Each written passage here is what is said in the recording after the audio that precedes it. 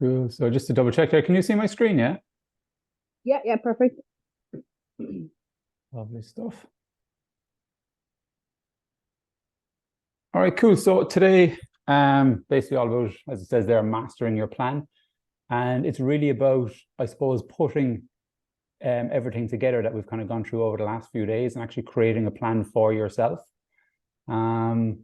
So just kind of looking at, I suppose, different elements of the fitness, of the nutrition, mindset and stuff like that, of the goals that you kind of set out for yourself, and then trying to, I suppose, jigsaw it together so that you have actually something to follow then moving forward. Because I suppose, yeah, the number one thing that stops a lot of people from achieving what it is, what they want to achieve, isn't so much about knowing what to do, because a lot of people know what they should be doing. It's actually having a specific plan in place for them to actually follow step by step that will actually allow them to get to where they want to go. So rather than actually jumping into something blind and saying, right, I just want to lose weight and drop body fat, or I'm just going to do one thing. But then if you don't have all the other, I suppose, elements in place, they can be kind of counterbalancing each other and stopping you from progressing and moving forward. So that's kind of what today's session is about, is kind of really kind of putting things together.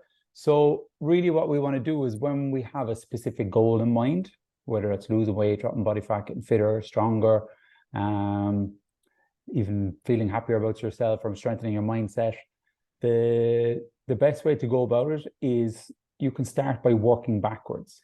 So I suppose visualizing your end goal, what it is you truly want to achieve, or how you want to feel, or how you want to see yourself, and then kind of looking at the steps then to work backwards from there. So the very first question to kind of, I suppose, answer for yourself is, what is it you want to achieve?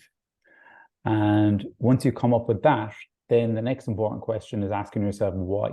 So why do you want to lose weight? Why do you want to feel fitter? Why do you want to feel stronger?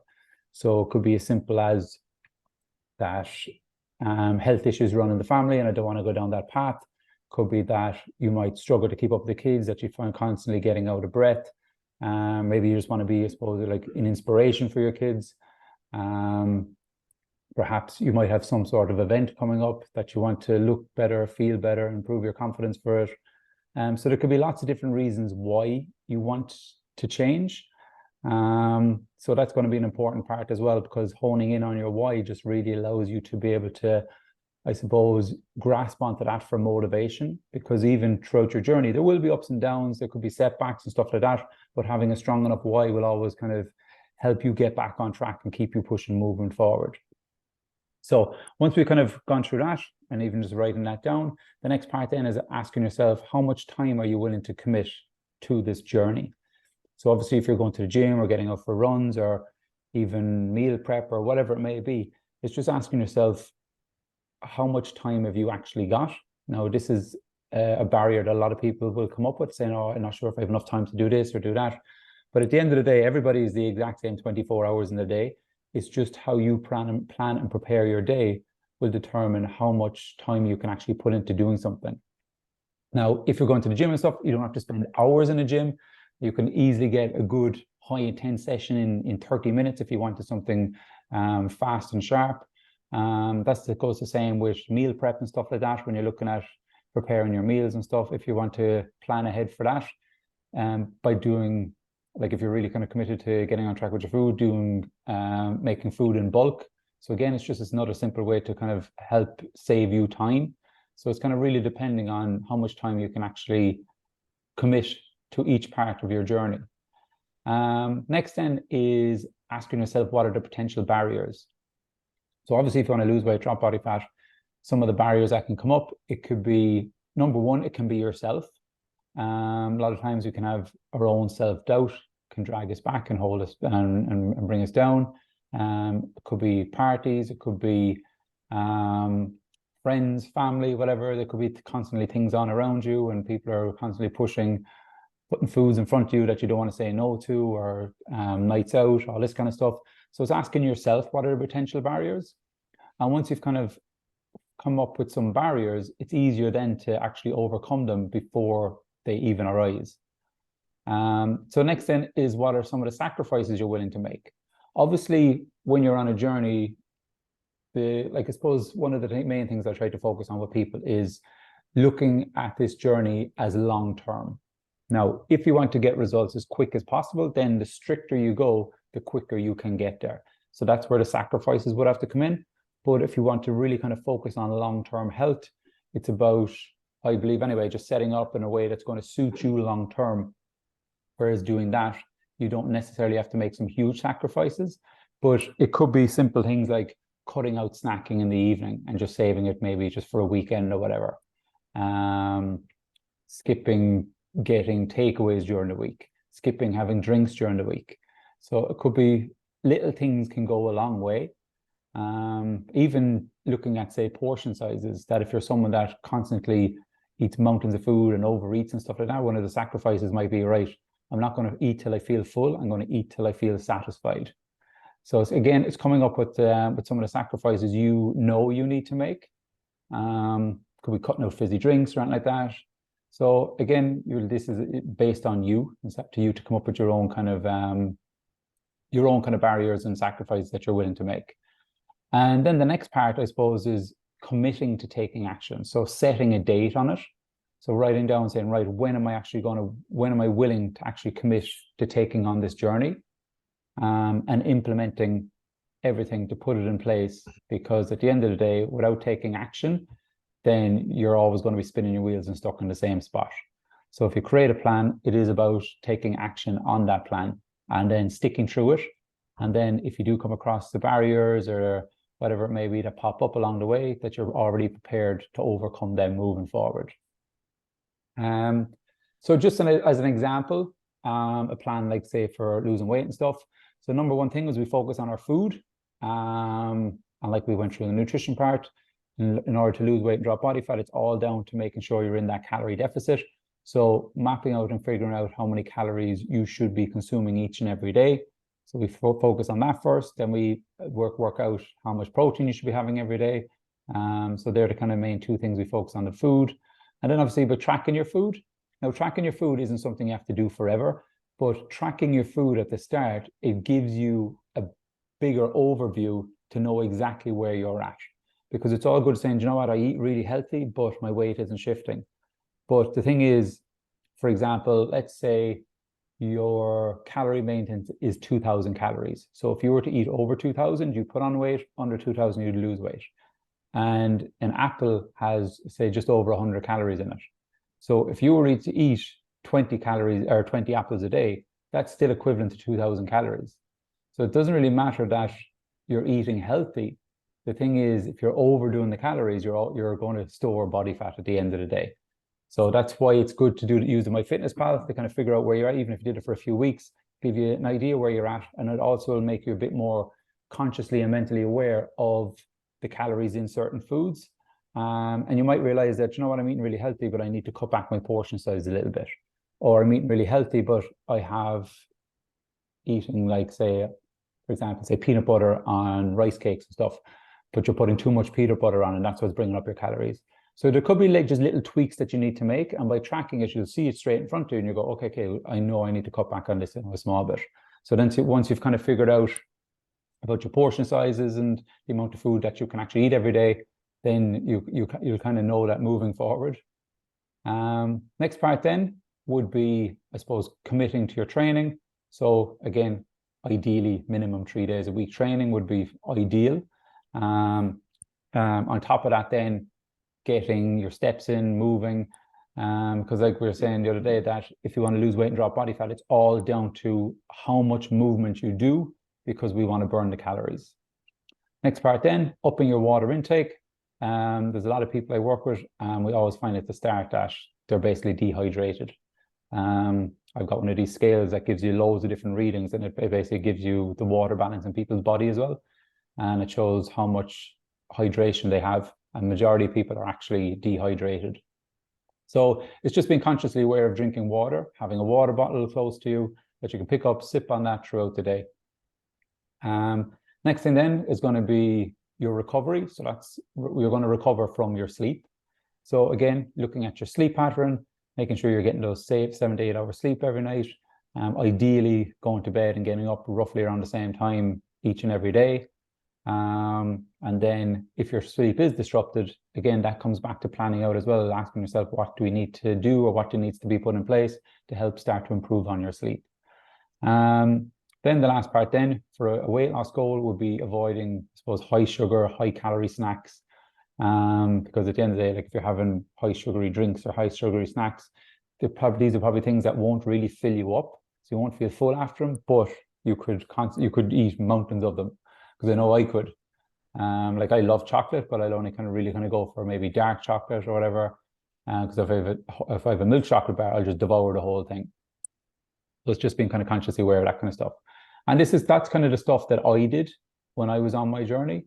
So for me, like the biggest transformation for me isn't what you can see, but it's more internally, because it massively built up my confidence, my self-esteem, how I see myself in the mirror.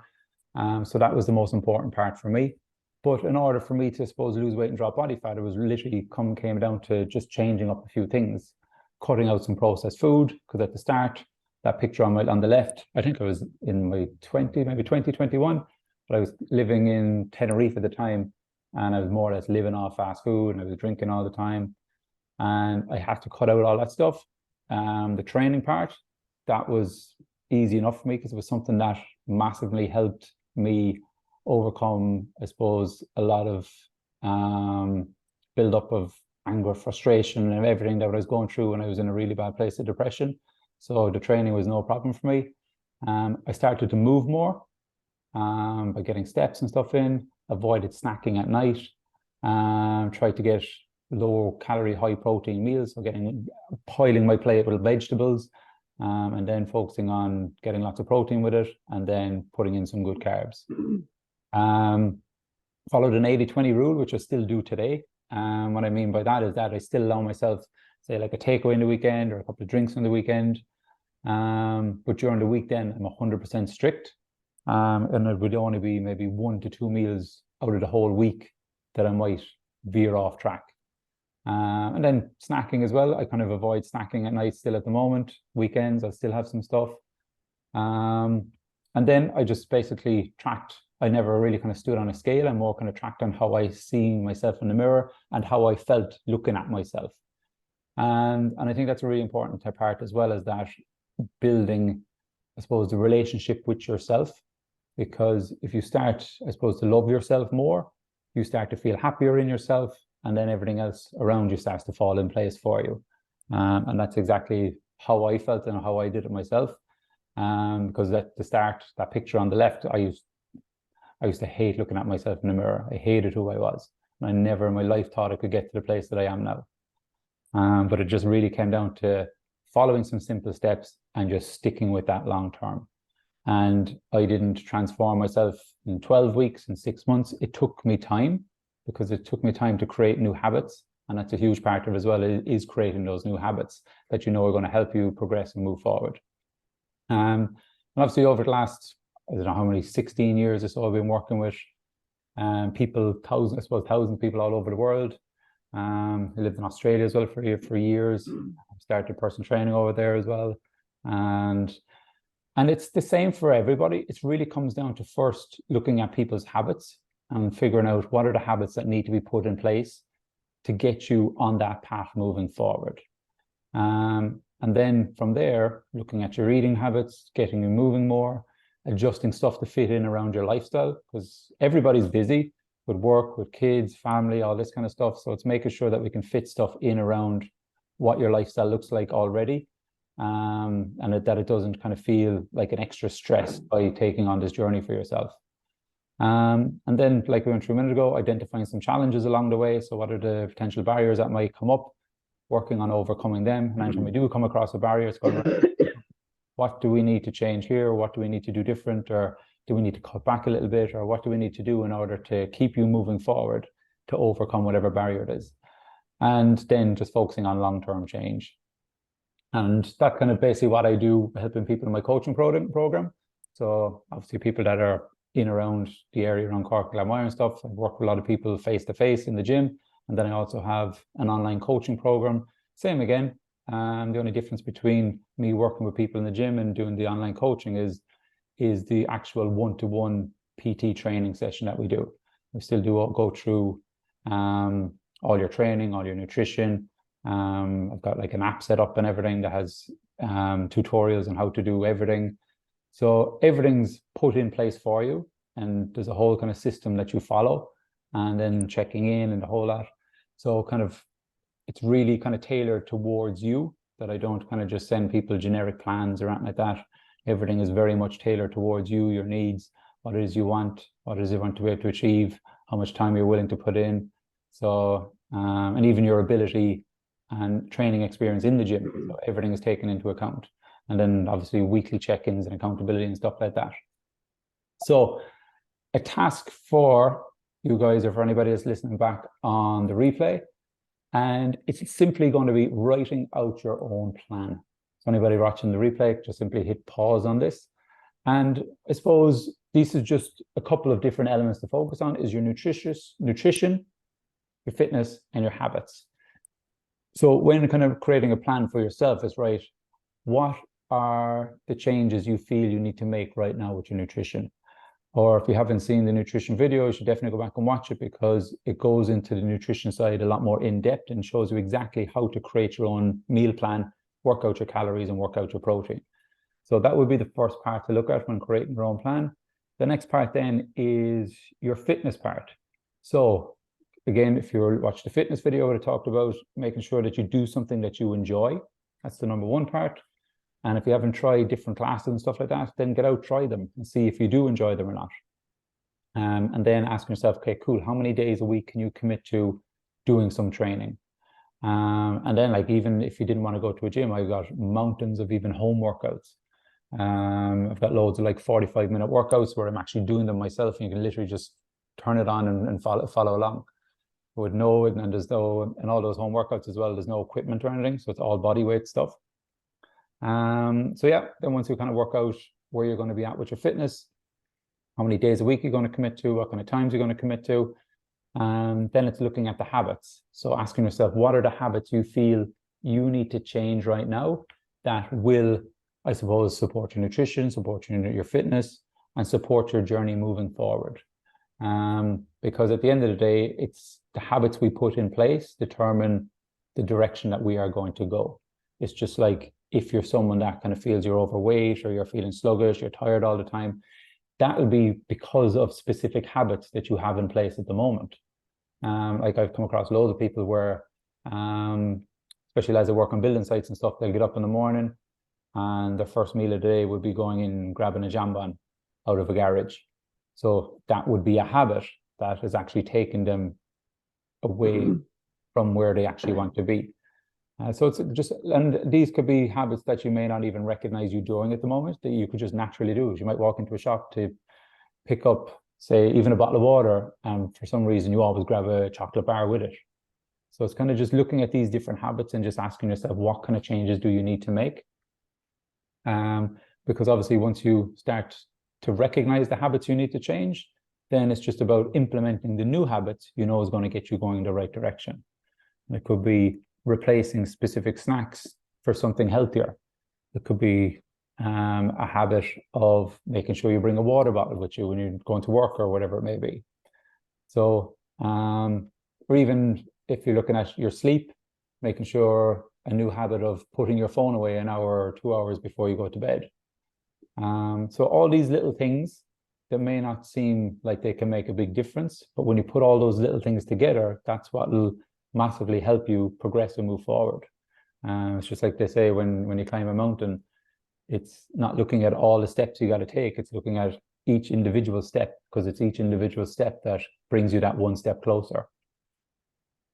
So hopefully you got some sort of value from this, and it helps you kind of, I suppose, help you be a bit more mentally aware around what a kind of plan should look like for you. And then anyone that would be interested in learning a little bit more about, I suppose, my coaching program, or looking for some info on it, just simply send me a private message with the word info. And I've actually got a video and stuff that actually runs through it and gives you a bit more insight into it. But yeah, and again, on top of that, a bit of an accountability task for anybody who wants to follow through with this. And under the post that you'll see in the group, just simply put up what are some of the steps that you're willing to put in place and to help you with your plan. or even just putting up what are some of the habits that you feel you want to work on to help you progress and move forward. So again, it's just a way of keeping you accountable, sharing it up there so other people can see it. And by doing so, it gives you that extra bit of a push then to actually follow through to stuff. So guys, that's today. Thank you.